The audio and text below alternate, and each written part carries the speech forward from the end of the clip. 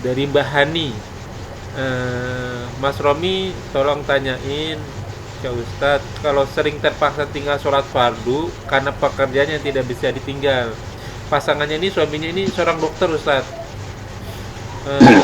Jadi karena operasinya agak lama, terkadang meninggalkan sholat fardu termasuk sholat Jumat. Saya sebelumnya saya nanya, apa nggak bisa diatur waktunya gitu, jangan pas waktu sholat lah gitu, misalnya di pagi gitu. Kadang udah diatur waktunya, ternyata mulur operasinya gitu. Nah, untuk seperti ini bagaimana nih hukumnya nih Ustaz? Tadi pertanyaan keduanya, dia ada nggak aturan mengkodo sholat? Jawaban saya Iya, pada awalnya sholat. safar sama sakit gitu. Nah, ini kalau yang kasus seperti ini gimana nih Ustaz? Izinnya Ustaz. Assalamualaikum.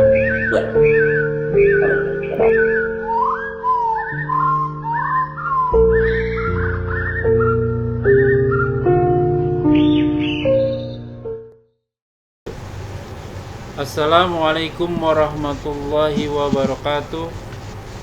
Waalaikumsalam. A'udzubillahi minasyaitonirrajim, min hamzihi wa nafthihi wa nafthihi. Bismillahirrahmanirrahim. Alhamdulillahirabbil alamin, wassalatu wassalamu ala asyrofil anbiya'i wal mursalin sayyidina Muhammadin wa ala alihi washabihi ajmain. Walhamdulillahirabbil alamin.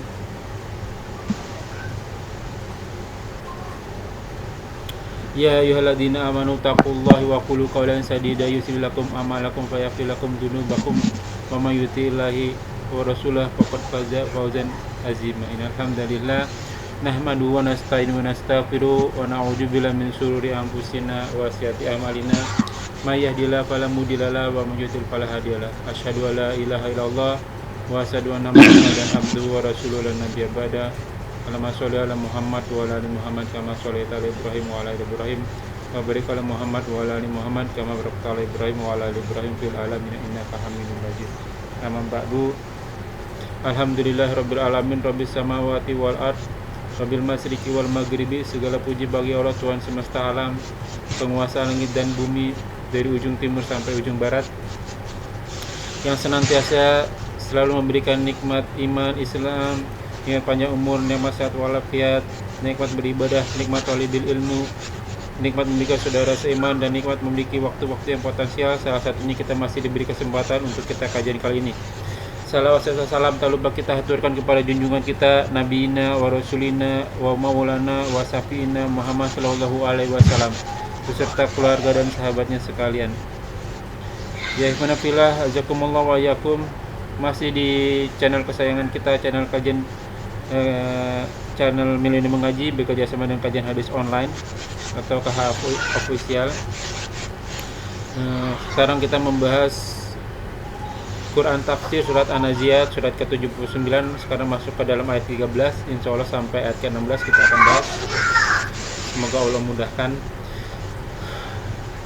Tamam, kajian kali ini masih dipandu oleh gurunda kita Al-Mukarram Al-Ustadz Ali Habibullah, dan alhamdulillah beliau telah hadir di antara kita, dan kita senantiasa mendoakan beliau semoga beliau diberi kesehatan dan diberi kekuatan, kemurahan rezeki, dan dimudahkan segala urusan. Dan selanjutnya mari sama-sama kita simak kajian kita kali ini.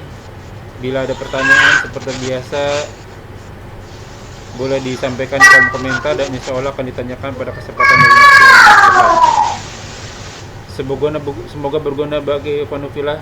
Selaku penuntut ilmu, thalibul ilmi, abil khusus anak al-fakir, dan tanpa berpanjang kata untuk waktu dan tepat kepada Gurunda Ali, tafadhol maskuro. Assalamualaikum warahmatullahi wabarakatuh. Waalaikumsalam warahmatullahi wabarakatuh. A'udzu billahi minasyaitonir rajim. Min hamzi wa nafthihi wa nafthihi. Innal hamdalillah nahmaduhu wa nasta'inuhu wa nastaghfiruh wa na'udzu billahi min shururi anfusina wa min sayyiati a'malina. May yahdihillahu fala mudilla lahu wa may yudlil fala hadiyalah. Asyhadu an la ilaha illallah wahdahu la syarika lah wa asyhadu anna Muhammadan abduhu wa rasuluh. A'udzu billahi minasyaitonir rajim. Bismillahirrahmanirrahim. Ya ayyuhalladzina amanu taqullaha haqqa tuqatih wa la tamutunna illa wa antum muslimun. Amma ba'du. Alhamdulillah, silakan dibuka kitab suci Al-Qur'annya Suratun Naziat ayat ke-13 ya sampai 16. Ya, silakan dibaca Pak Ron. A'udzubillahi minasyaitonirrajim min hamzihi wa nafthihi wa nafsihi. Bismillahirrahmanirrahim.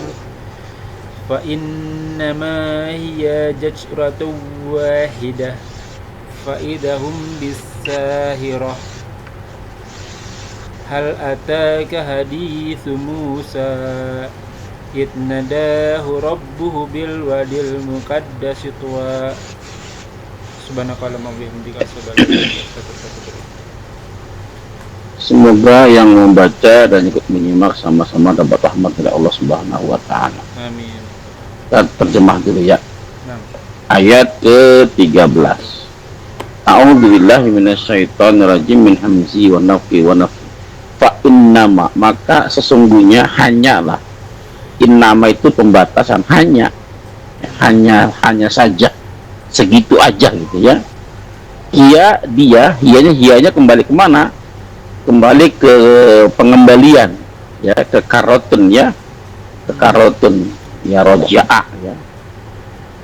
Nah, pengembalian manusia dari awal manusia pertama sampai akhir ya. Pengembaliannya itu kata Allah ya, zasratun wahidatun ya. Zasratun tuh satu kali tiupan, satu kali pekikan ya. Wahidatun satu juga kan ya.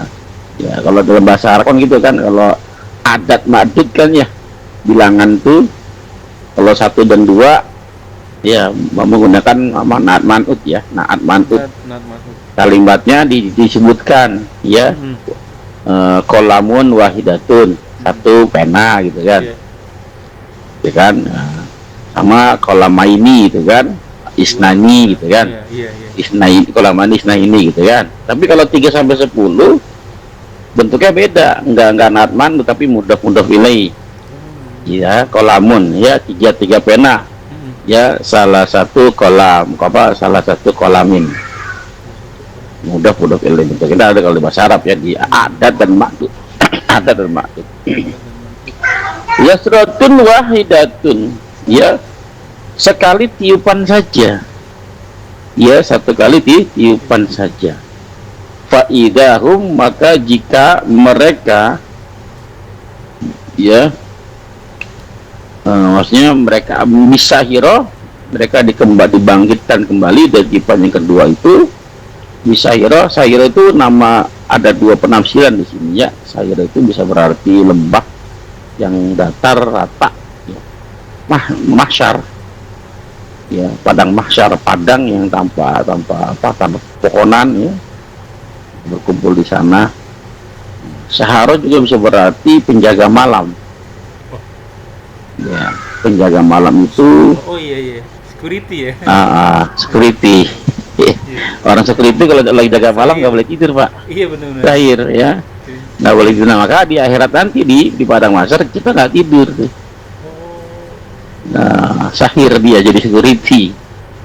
Kapan? Ya kurang lebih waktu 50.000 tahun ya. Kurang lebih di padang mahsyar ya. Lalu setelah Allah ceritakan tentang pasal-pasal kiamat, dilanjutkan dengan hal ataka hadis Musa. Hal ataka, adakah atau apakah telah datang kepadamu wahai Rasulullah, wahai Muhammad SAW, hadis Musa, cerita tentang Musa, kisah tentang Nabi Musa. Apa hubungannya? Habis cerita kiamat itu di kisah Nabi Musa, apa kaitannya? Nah, ini kalau kita nggak bahas tafsir nggak paham nih. Ya betul. Ya kaitannya apa itu kan? Tiba-tiba ya. Tiba-tiba saja nabrak ya. Idnadahu, ketika nadahu memanggilnya, nida ya, azannya nida, memanggilnya siapa? Rabbahu, penciptanya, Tuhannya itu Allah Subhanahu wa taala, bilwat ya. Wat itu wat lembah ya, di lembah yang bernama Al-Muqaddis ya, lembah yang suci, bukan suci, yang bernama Tua.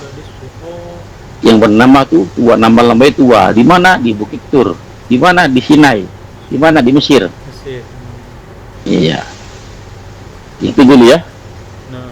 Tapi insya Allah penjelasan panjang ini ya. Masya. Baik. Lalu kaitannya apa dengan ayat sebelumnya? Ayat sebelumnya kan orang-orang kafir Quraisy mereka memperolok-olok Nabi, tidak mempercayai hari kiamat, tidak mempercayai hari berbangkit. Dia mengatakan kepada Nabi, kan Nabi ngomong tuh bahwa kalian akan dibangkitkan lagi. Kata mereka, walaupun sudah jadi tulang, begini nih tulang nih. Kita kan udah jadi tulang nih. Kita akan kembali lagi seperti semula. Kalau begitu rugi dong kita. Perkataan, wah kita rugi dong kalau begitu. Seolah-olah dia meyakini hari akhir. Padahal kalimat itu kalimat olok-olok. Wah rugi dong, gak punya amalan lagi. Udah biarin dah, gak apa-apa deh rugi. Iya, bahasa olok-olok tuh Pak. Bukan bahasa meyakini hari akhir. Ini Rasulullah dibully ya, Ustaz? Rasul dibully, masalah kan. Nah, artinya kalau kita dibully, ya berarti kan sesuai dengan sunnah tuh ya. Ya, kalau kita dakwah lempeng-lempeng aja, nggak ada hambatan gitu kan, ya jangan-jangan dakwah kita salah ini gitu kan. Iya, gitu. Ya. Ini saya kajian aja selalu banyak masalah nih Ustaz. Ada aja. Ada aja. Enak kali ya, wah alhamdulillah nih ada masalah gak ngaji gitu kan. Padahal itu adalah ujian, bentuk ya kita istiqomah atau enggak gitu kan. Ya saya sama Ustaz saya ngaji itu kurang lebih 9 tahun Pak. Itu enggak ngajinya, enggak ngaji libur, saya pribadi libur itu bisa dihitung jari. Bisa dihitung jari. Itu pun kalau saya nggak hadir ngaji, saya kejar di hari berikutnya. Datang saya ke rumah guru saya untuk meminta yang kepengarahan yang saya nggak ada hadir. Ya, ada dari sekian murid ya cuma 2 orang yang lulus. Cuma 2 orang yang lulus. Gitu ya. Baik. Fa innama, maka kalau jawab di ayat sekarang ini, dia kan mengolok-olok Nabi. Kita akan dikembali lagi seperti semula walaupun dia udah jadi tulang belulang. Apa kata Allah? Fa innama hiya zasratun wahidah.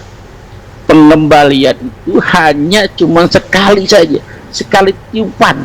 Ini menunjukkan olok-olok mereka dibalas dengan kemahadahsyatan Allah, kekuasaan Allah. Apa kata Allah?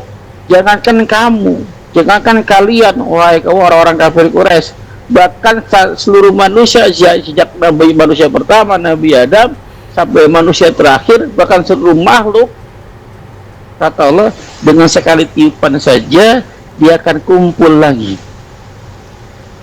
dia akan berkumpul lagi seperti semula. Ini bisa diperjelas juga dengan ayat yang lain ya, surat Luqman ayat ke-28 ya, surat 31 ayat ke-28 sekarang dibuka. A'udzubillahi minasyaitonir rajim min hamzihi wa nafthihi wa nafthihi ma khalaqakum wala ba'tsukum illa kanafsin wahidah. Kata Allah apa? Tidaklah kami menciptakan kamu dan membangkitkan kamu ya seperti menciptakan satu orang, satu jiwa saja.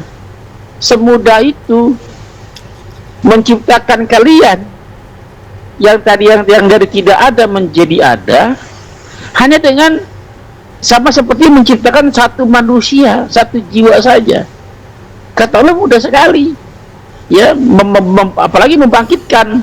Kalau menciptakan dari yang tidak ada menjadi ada, itu mudah sekali bagi Allah, apalagi membangkitkan yang sudah ada. Ya kan? Dan diperkuat lagi dengan surat Yasin, surat ke-36 ayat ke-82.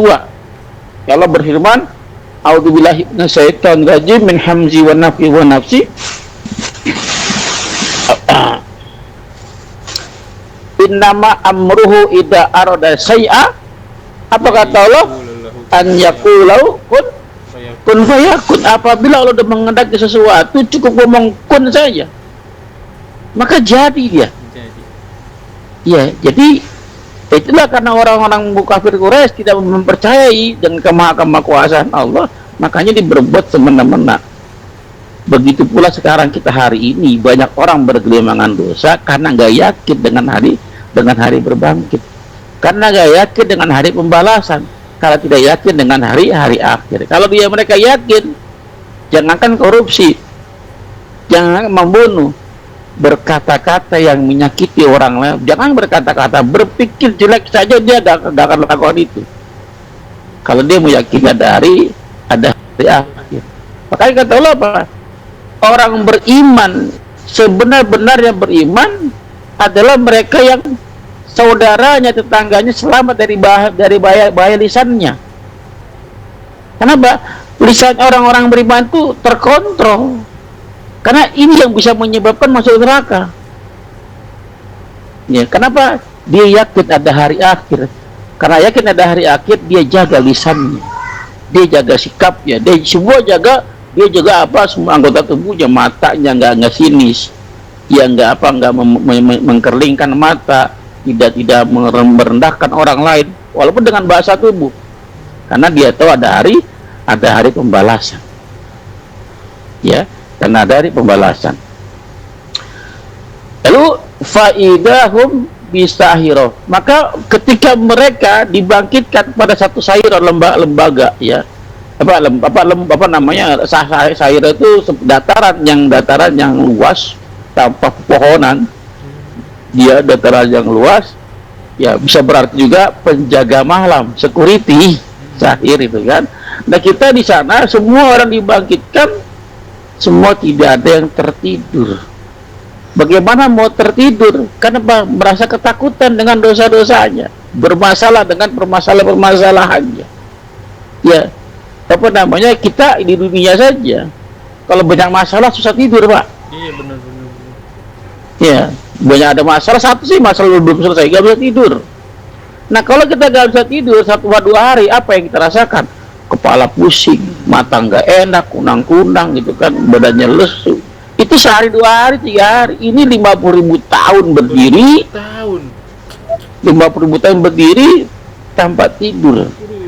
Itu bagi orang-orang yang berdosa, orang-orang yang bermaksiat. Tapi bagi orang yang beriman, dia tenang karena dengan amalnya, dinaungi dengan awan, ya, dilindungi dengan awan-awan Allah. Dia tidak merasa kepanasan. Fasilitas ya, Ustaz? Bagi orang ada fasilitas bagi orang-orang yang beriman.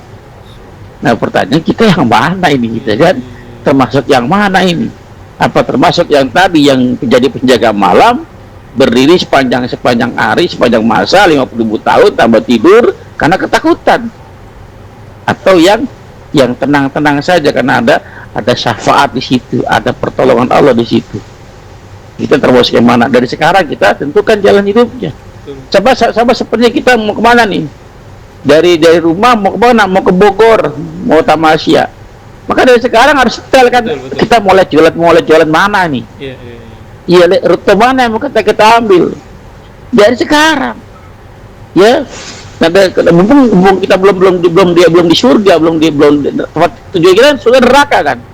Kita mau kemana? Kesurupan neraka. Jangan sampai salah jalan. Dari sekarang tentukan titik koordinatnya. Kita mau jualan yang mana?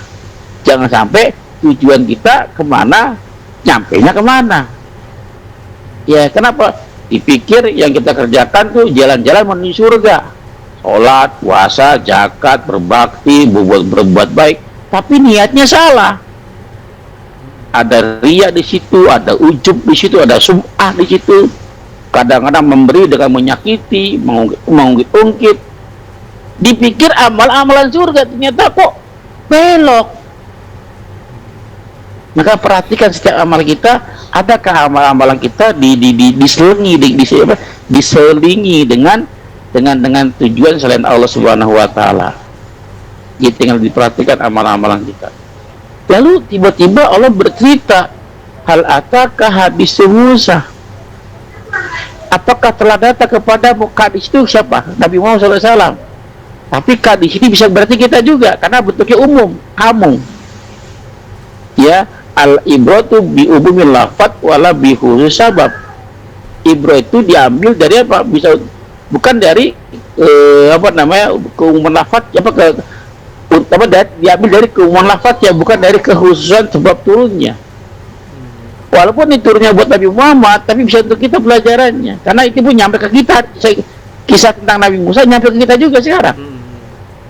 Nah, Allah bertanya kepada kita. Kalau di ayat ini Allah bertanya kepada Nabi Muhammad, sudahkah pendatang kepadamu kisah Nabi Musa alaihissalam?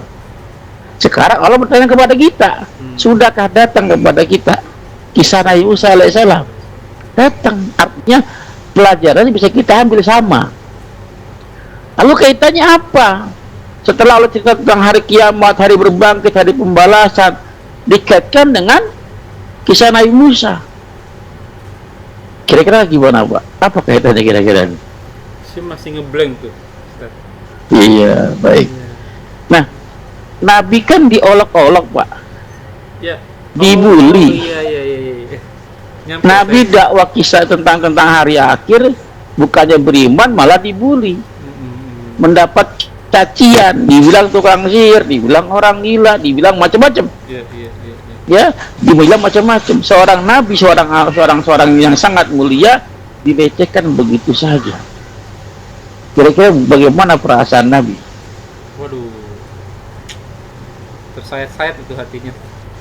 Nah, Allah datang menghibur. Nah, hal atakah hadis Musa ini adalah ayat hiburan buat Nabi. Iya, ngerti saya. Wahai nabiku, wahai rasulku, sudahkah telah datang kepada Nabi Musa? Lalu kenapa Nabi Musa yang diambil contoh? Kan banyak nabi-nabi yang lain.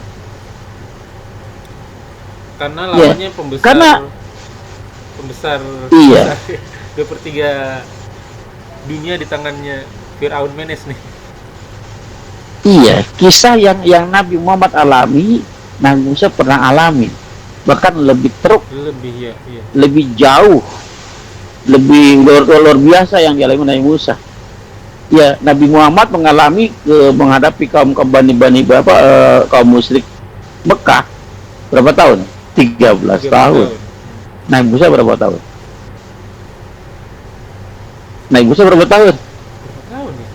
Ratusan tahun kan, udah panjang dia. 20 tahun ya? Iya kan? Nah, Nabi Muhammad menghadapi kaum Quraisy.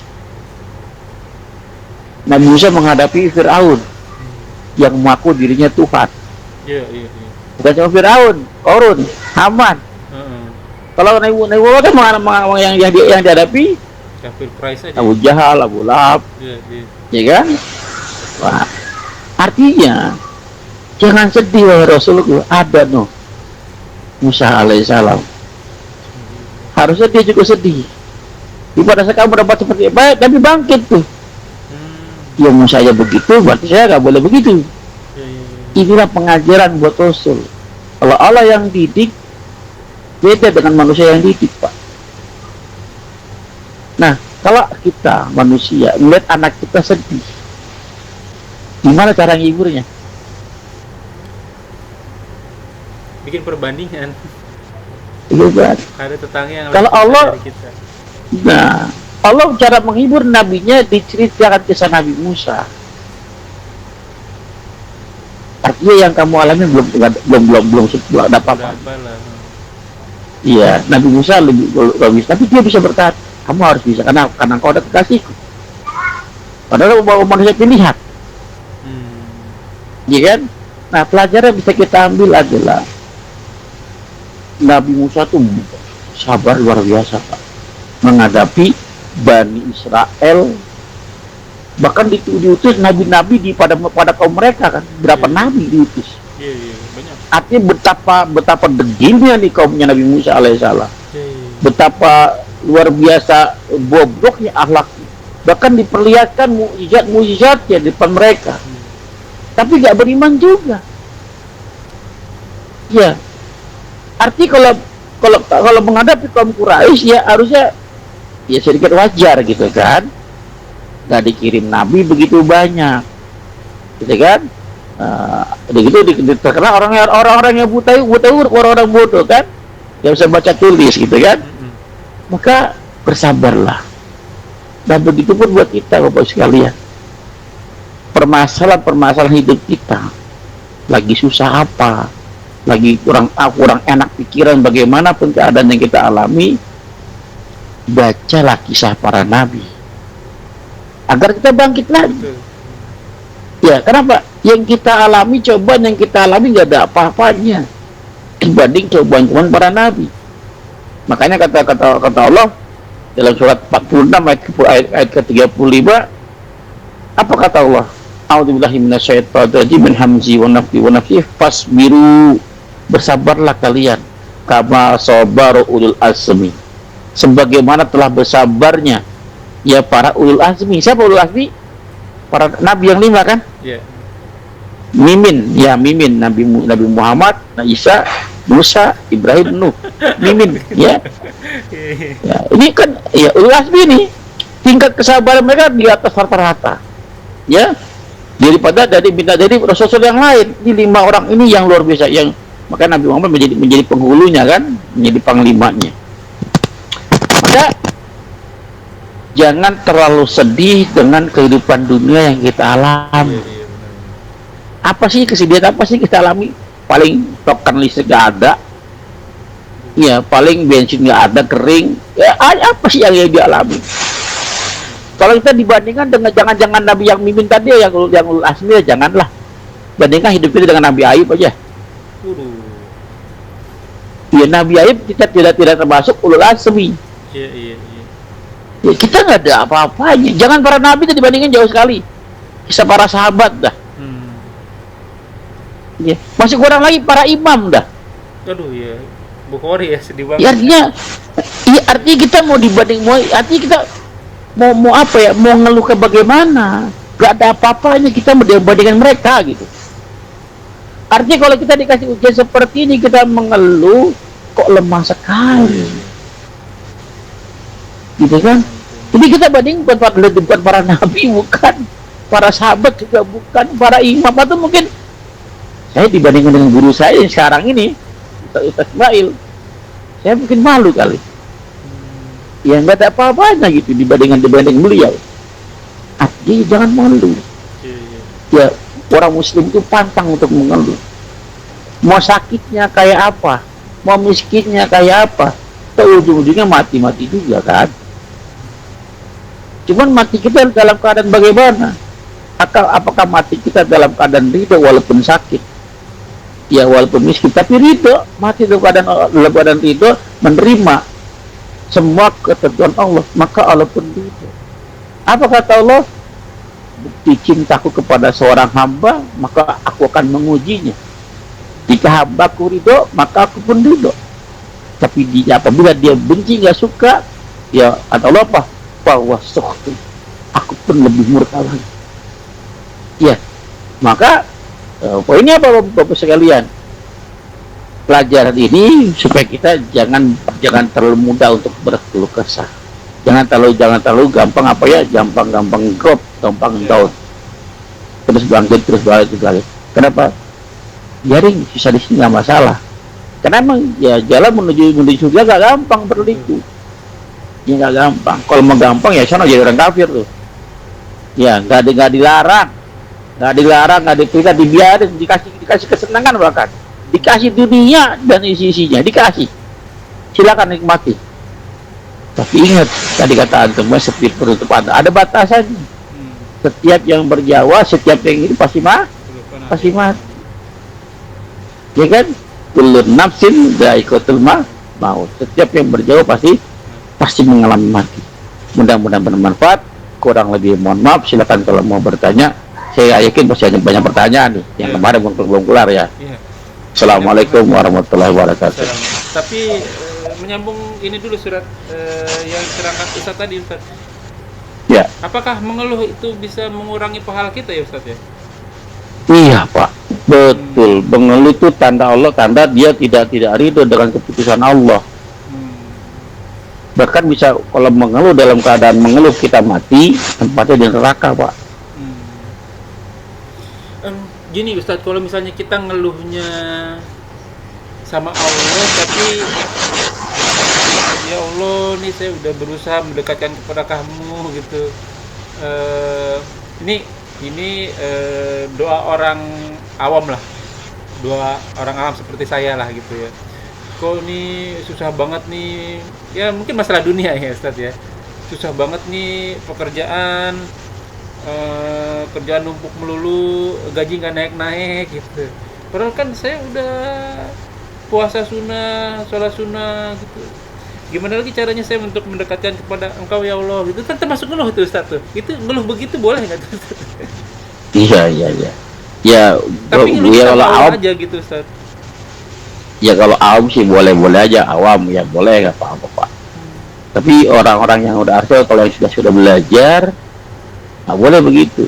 Hmm. Ya, kalau orang yang awam sih boleh lah, walau baru hijrah gitu kan, mengeluh ya begitu nggak apa-apa, masih wajar. Tapi tingkatkan lagi gimana? Saya pernah ditanya pertanyaan yang serupa dengan seorang wanita yang dia dulu menikah 2 kali, Pak. Oke. Menikah 2 kali, menikah pertama, suami pertamanya itu orang yang kaya raya, Masya Allah. tapi dia mengajaknya kepada kemurtatan. Hmm. Dia nggak mau, dengan saya cerai. Oke. Ya, apa dia bilang? Saya yakin dengan janji Allah, Allah akan gantikan yang lebih baik. Hmm. Gitu Pak, saya cerai dengan suaminya karena suami ke agama yang lama. Modus biasanya kebanyakan modus mereka. Gitu. Biasa kristenisasi gitu kan. Iya, iya. Nah, Terus gimana Ustaz? Masih ada misionaris kan, akhirnya dia nikah lagi dengan suami yang kedua, dengan suami yang biasa-biasa saja. Ya, dia menikah, nyatanya apa? Bandanya semua habis Pak. Mobil itu jual. Bahkan cerita sama saya, nangis dia. Saya makan aja Ustaz, di beras ini tinggal untuk berapa hari ini Ustaz. Masya Allah. Gitu kan. Dia bertanya, katanya janji Allah benar. Nah.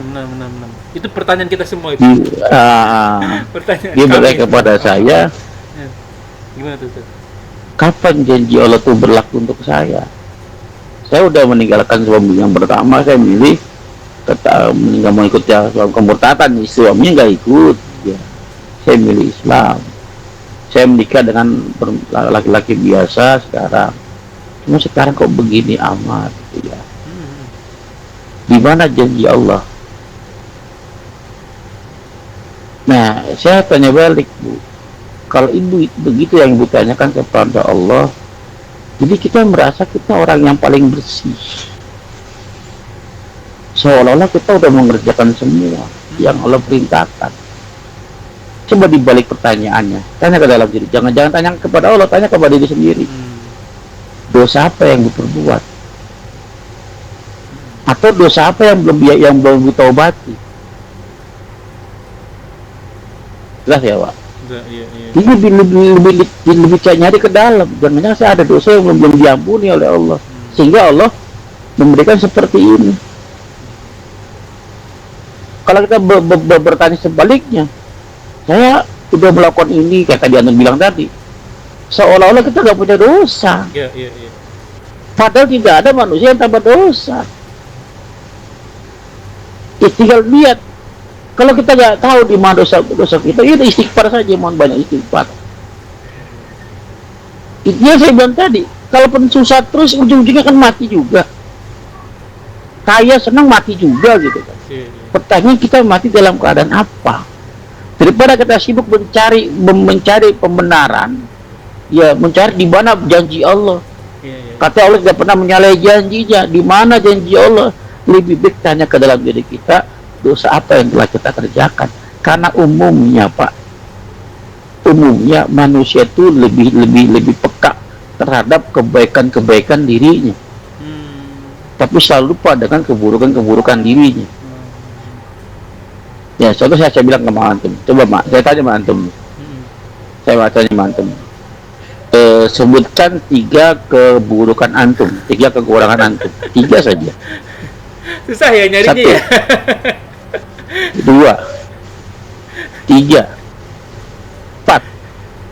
Gak keluar satu pun. Keluar ya, susah ya. 5. Apa ya? Saya buruknya apa ya? Oh, saya emang gak ada buruknya Ustaz. Susah. Ya, sekarang saya tanya sama Antum. ABCD ya tadi. Saya tanya sama Antum. Berikan 5 kebaikan Antum. 1, ya menafkahi anak istri. Cepat tuh. 2, terbukti kan? Iya. Terbukti. Tapi kalau antum ingin tahu keburukan antum, tanya musuh Orang antum, lain ya. atau minimal tanya istri antum. Hmm. Wah, dia kan jujur tuh. Wah, api pelit. Ini kan, nggak mau belanja dikurang-kurangin mulu. Kalau ngasih suka telat. Ya, ditanya kepada lawan bicara kita dan istri kita, dia tahu keburukan kita. Tapi jangan diancam, awas ya. Jadi saya sering sama istri ngobrol. Bisa seminggu sekali, bisa 2 hari sekali ngobrol. Ya, ngobrol sama istrinya. Tolong koreksi saya. Di mana kesalahan saya hari ini? Dia jangan marah. Udah selesai gantian. Ya saling koreksi. Jangan marah, jangan marah. Gitu kan. Jangan baper. Karena kan tujuan kita untuk memperbaiki diri. Jelas, Pak? Terjawab ya? Iya, jawab. Selanjutnya gini Ustadz, kan suami atau ya suami lah, itu kan bertanggung jawab juga sama pasangannya ya, supaya mengingatkan lah atau sebelah atau kadang kan pasangan juga ngeluh A, B, C, D. Saya bilang jangan sering mengeluh, saya bilang takutnya pahalanya hilang, kekikis, saya bilang gitu ya kan. Kalau nggak diomongin ntar kependam dalam hati. Jadi harus diomongin gitu. Ya boleh sekali 2 kali. Tapi kan ya saya suka begitu bandingin sama yang lain. Kita masih alhamdulillah, masih syukur loh gitu ya kan. Yang saya khawatir dan saya takutin nanti pahala kita juga lama-lama tergerus karena kita sering banyak ngeluh, saya bilang gitu. Semua orang banyak kok ininya kesusahannya gitu. Tapi dirubah keluhannya itu, dia udah ngadunya sama Allah aja. Itu boleh nggak begitu, Ustaz? Iya. Lain kali kalau istri mengeluh, tadi tuh bacakan kisah Musa. Bacakan kisah-kisah para nabi. Ya, kalau istri biasanya kan apa sih yang dikeluhkan? Harta lah, capek, apa? ngurus anak lah, rumah tangga lah. Iya. Uang belanja kurang maka lah. Yang lain bawa tas Hermes, ini bawa tas kresek. Nah, silakan dibuka surat Al-Imran ayat 13, Pak. 13, 14, 15, 14 Al-Imran. Surat ketiga ayat 14. Zuyyina linas. 14.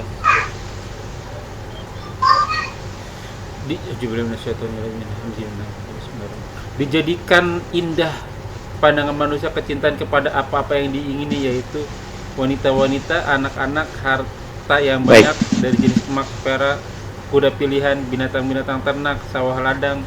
Itulah kesenangan hidup di dunia, dan di sisi Allah lah tempat kembali yang baik. Ini surga. Itu kalimatnya yang pertama, Pak, zuyina. Ya, betul kan? Zuyina tuh zuyina itu kata dasarnya zayana sebenarnya. Kalau zuyina tuh fi'il madi majhul. Ya, kalau zayana menghias. Kalau zuyina dihias. Ya, telah dihias. Telah dihiasi. Siapa? Untuk manusia. Kubus syahwat puasa Allah.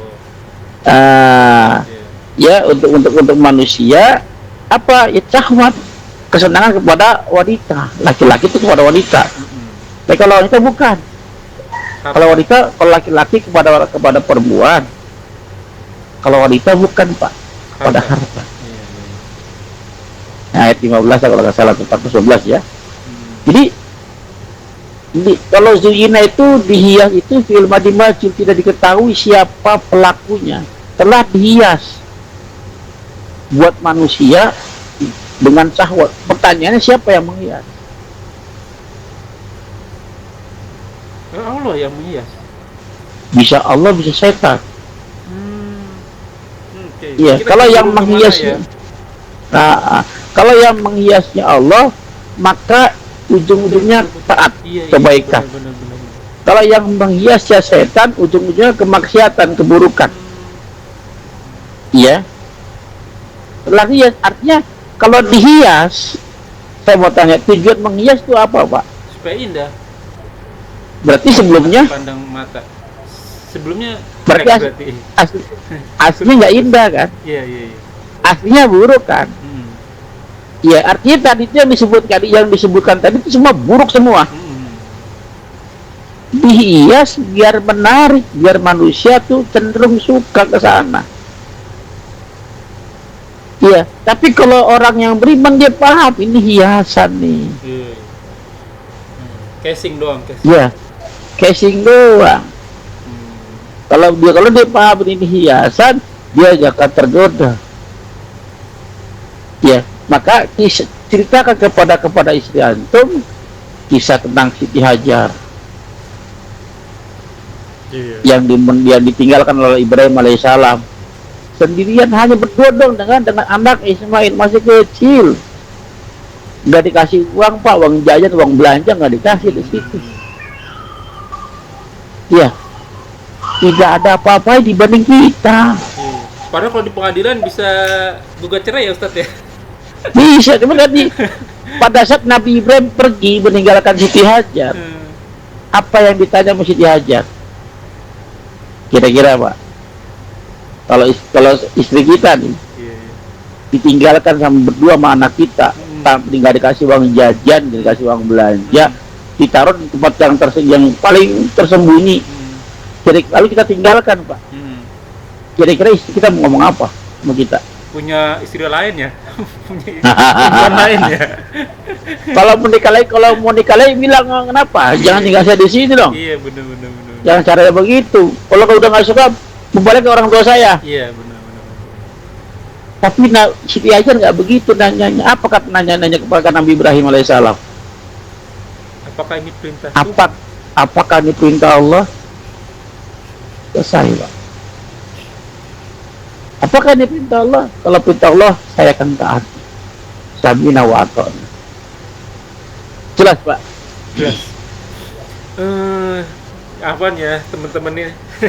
Tadi pertanyaan saya, ini pertanyaan dari netizen nih Ustadz. Ini kayaknya urgent banget nih kalau yang ini Ustadz nih. Dari Mbak Hani. Mas Romi tolong tanyain ke Ustadz, kalau sering terpaksa tinggal sholat fardu karena pekerjaannya tidak bisa ditinggal. Pasangannya ini, suaminya ini seorang dokter Ustadz. Jadi karena operasinya agak lama, terkadang meninggalkan sholat fardu termasuk sholat Jumat. Saya sebelumnya saya nanya, apa nggak bisa diatur waktunya gitu? Jangan pas waktu sholat lah gitu, misalnya di pagi gitu. Kadang udah diatur waktunya ternyata mulur operasinya gitu. Nah untuk seperti ini bagaimana nih hukumnya nih Ustaz? Iya, dokter laki-laki ya? Dokternya laki-laki. Jadi seorang suaminya yang punya masalah gitu ya? Punya masalah, iya. Baik, apa ya?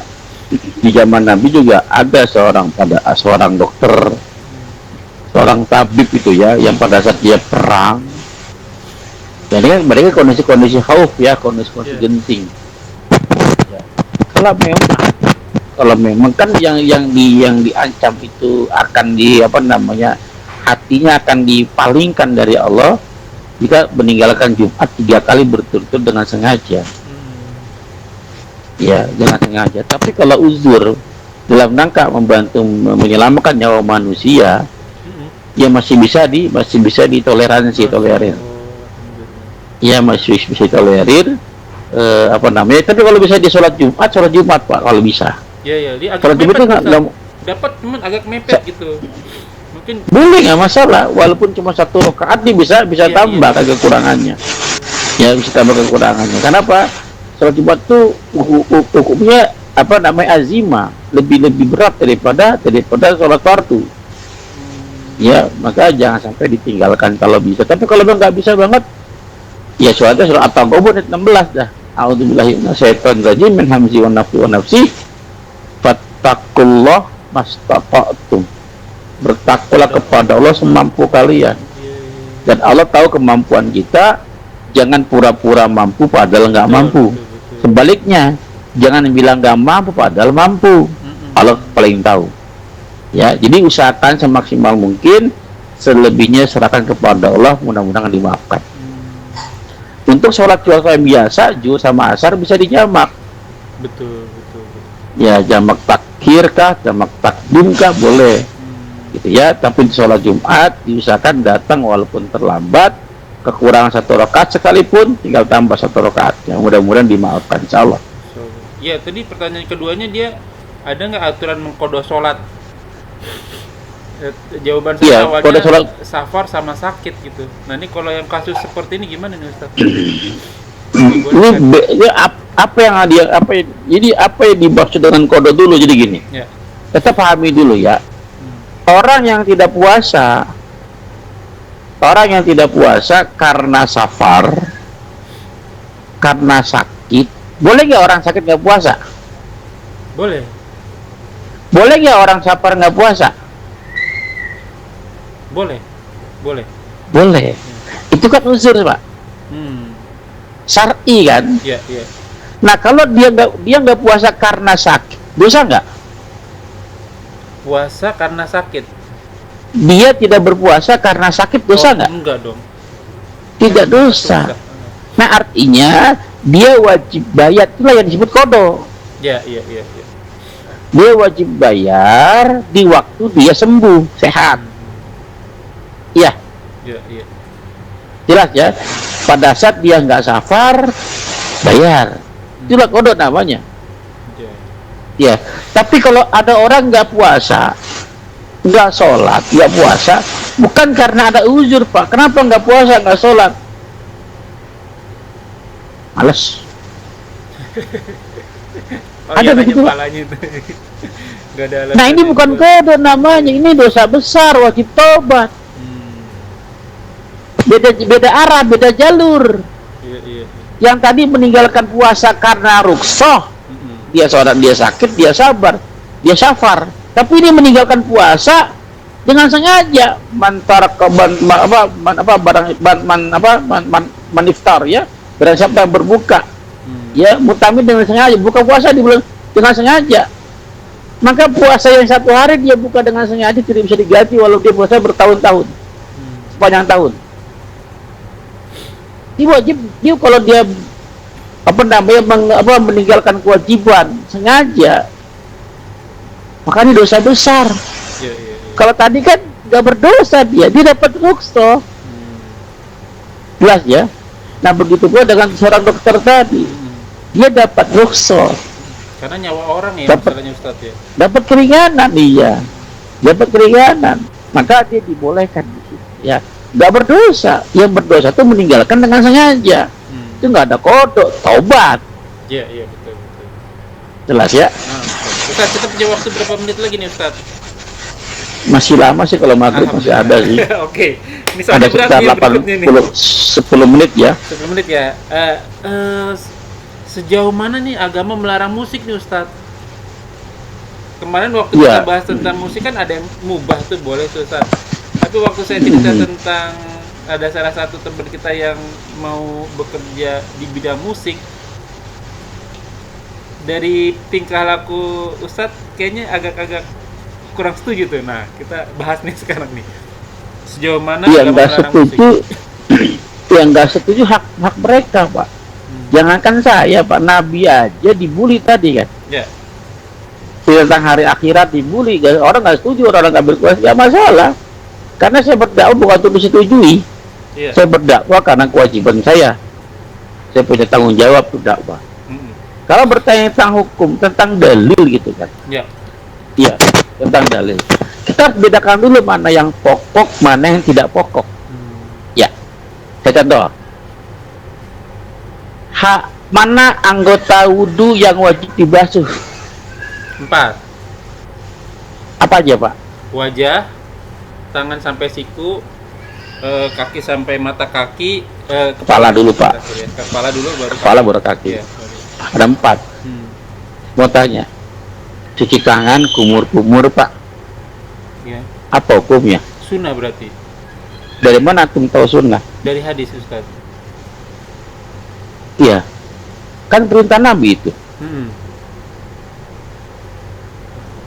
Paham ya? Iya. Artinya yang ada di Quran ya? ini adalah lebih ada level yang dijelaskan Quran inilah pokok-pokok agama. Yang tidak di Quran ini bukan yang pokok. Ya, Ya oke. kalau ini yang wajib, ini yang sunnah. Mm-mm. Kalau ini haram, ini makruh. Hmm. Nggak bisa disetarakan gitu. Oh, iya, iya, iya, iya. Iya. Oh gitu. Kalau Nabi iya, masa iya gitu kan? Kata Allah yang ya apa wudu itu wajah, Mm-mm. tangan, kepala, kaki. Nabi bilang umur. Hmm. Berarti menambahkan dong Nabi. Nah, loh, gimana tuh jawabnya? Iya kan? Iya. Allah nggak bilang, tapi Nabi menambahkan Iya, umur. iya. Gimana tuh? Dua Pak. Ini umur ini hadis Nabi harus ditolak. Hmm. Karena bertentangan dengan Quran. Coba Iya. bertentangan nggak? Bertentangan itu nggak ada di Al-Quran. Maka yang pertama harus ditolak. Hmm. Karena bertentangan dengan Quran. Hmm. Kalau mau dipakai yang kedua berarti hukumnya harus berbeda dong. Sunnah. Jelas nggak? Iya, karena perbuatan Rasul ya. Maka kalau kita hadis ditolak berarti sudah banyak hadis kita tolak tuh, Pak. Banyak itu, banyak banget itu. Iya, maka Masalah makanan kalau mau ya. diterima nih hadis ini hukumnya harus berbeda dengan hukum. Ini kan sumber hukum, Pak. Iya, iya, iya, iya. Jelas ya. Jelas, Sekarang jelas. kembali ke musik. Ya. Yang diharamkan di Quran itu yang pokok. Hmm. Iya kan? Ya. Yang diharamkan di hadis itu yang tidak Yang tidak pokok. pokok. Ya, artinya kalau pernah larangan paling makruh. Betul. Ya, baik. Dalam Quran ada nggak pelarangan khamr? Ada, larang Umar ada. Ya, suratnya banyak tuh, Pak. Iya. Ada 4 ayat itu. Tidak. Ya, ada nggak pelarangan apa namanya judi? Judi ada. Ada Al-Maidah 90 ya. Mm-mm. Ada nggak pengharaman zina? Jina ada. La taqrabu zina. Tetap zina dan mau deketin jina. Iya kan? Nah, ketiga ini digabung dalam satu hadis kan. Oh iya, heeh. Akan datang suatu masa orang-orang akan menghalalkan. Oh iya benar ya. Minuman, zina. Kok tiga Pak? Kok ada satu nih siapa? Kok nyempil nih? Nah, Musik. betul. Musik iya. Padahal di Quran nggak ada musik. Nggak ada. Iya, iya, iya. Ya kok nambahin satu nih? Mm-mm. Paham nggak? Berarti Ya. itu nggak pokok nih. Mm-mm. Harus kita tolak nih. Atau kalau mau kita pakai, Levelnya. hukumnya berbeda. Makruh. Oke. Bisa nggak jadi haram? Bisa Pak jadi haram. Oh, Karena musik ini wawunya gandeng nih Pak. iya, iya, iya. Pakai wawu kan? Iya, dan. Ya artinya musik yang berhubung dengan penjudi, penghomer, pezina, musik-musik. Kenapa? Musik yang seperti ini yang kaitan erat dengan penjudi, penghomer, pezina, Pak. Makin asik judi mereka dengan diiringi musik. Makin enak maka homer mereka dengan diiringi musik. Musik-musik seperti ini jadi haram. Oke. Ya kan? Ini objektif dalam menilai suatu hukum. Hukum ini milik Allah, bukan milik saya, bukan milik kalian, milik Allah dan Rasulnya. Rasulnya dilarang menambah-nambahkan, Rasulnya dilarang menghalalkan yang Allah haramkan. Begitu sebaliknya, apalagi saya. Ya, tapi memang musik itu ada sedikit sekali manfaatnya, banyak mudorotnya, tapi Iya bukan sih. berarti jadi haram Iya, kan? iya. Oke. Iya.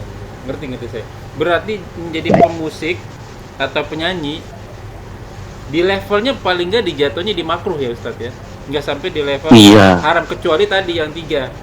Kalau Iya, dinyanyikan tentang betul, Pak. zina, tentang kemer, Ya. gitu, tentang judi ya. Tapi kalau Ya, dilihat dari peribadatannya, jadi mengurangi ibadahnya ya Ustadz ya. Iya, betul Pak. Tuh, makanya Laun tadi ya, membuang-buang, maksudnya membuang Ya, waktu karena lagu- nggak ada nilai ibadahnya gitu ya Ustadz ya. ya lagwi, betul Pak. Tapi kalau bermain hukum, jangan sampai kita utak-atik hukum milik Allah tuh. Ya, contoh banyak lagi. Saya kan bukan perokok Pak. Iya. Saya nggak ngerokok. Aduh, Saya bukan perokok. Tapi saya nggak berani menganggap rokok itu haram. haram. Iya benar. Nggak ada. Nggak berani, ya. Nggak ada. Mana dalilnya? Satu pun nggak berani. Gitu. Kalau ditanya nih, apa hukum rokok? Dia diam, Pak. Dia tawakuf, saya berhenti di situ. Saya nggak jawab bagaimana hukumnya. Saya mau jawab apa? Saya bilang haram, nggak ada. Mana Sebab makruh juga nggak ada gitu. Terus saya tawakuf saja lah. Tapi ada penemuan terbaru bahwa ternyata rokok itu mengandung babi, filternya dan lain sebagainya. Maka itu menjadi haram bukan karena rokoknya, tapi karena ada unsur yang mengharamkan di situ. Jelas Pak, ini masalah hukum harus hati-hati. Oke. Baik Ustadz, mungkin sampai di sini dulu karena mau masuk sholat maghrib. Alhamdulillah ada beberapa pertanyaan dari teman-teman yang telah terjawab. Kalau belum puas, tulis lagi di kolom komentar. Diundang aja sekalian orangnya kalau diskusi. Bahannya yang pernah kita undang Ustaz. Oh gitu ya. Kita undang lagi. Ya apa? Kan lebih enak diskusi begitu jadi paham alurnya. Jadi kalau ini saya menyampaikan ke antum nyampaikan ke orang lain bisa berbeda itu isinya Pak. Iya, beda. Iya kan? Dan berpikir. Insyaallah.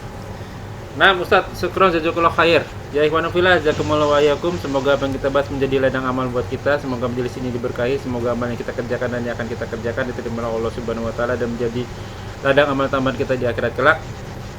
Seperti biasa mengutip firman Allah surat Al-Kahfi surat 17 ayat 29. Wal qul haq min rabbikum famangsa falyu'min wa mangsa falyakfur. Semua benar datangnya dari Allah. Barang siapa ingin beriman silakan beriman, barang siapa ingin kafir silakan kafir. Dan semua ada masa berlakunya, ada expired date-nya. Kuluman alayahfan, semua yang hidup pasti mati. Dan sabda Rasul kita umur umatku antara 60 sampai 70 tahun saja, maka hisaplah diri kita sebelum kita dihisap olehnya. Semoga segala kesalahan kita dimaafkan, diampuni, diganti pahala yang berlipat-lipatkan dengan kemahamurahannya. Wallahu a'lam bishawab. Dengan kafaratul majelis subhanakallahumma wa bihamdika asyhadu an la ilaha illa anta astaghfiruka wa atubu ilaik. Wa akhiru da'wana walhamdulillahirabbil alamin wabillahi taufiq wal hidayah. Wassalamualaikum warahmatullahi wabarakatuh. Rabbana taqabbal minna innaka antas samiul alim. Syukran jazakallahu khair Ustaz. Assalamualaikum warahmatullahi wabarakatuh. Ada lagi Ustaz. Salam. Assalamualaikum.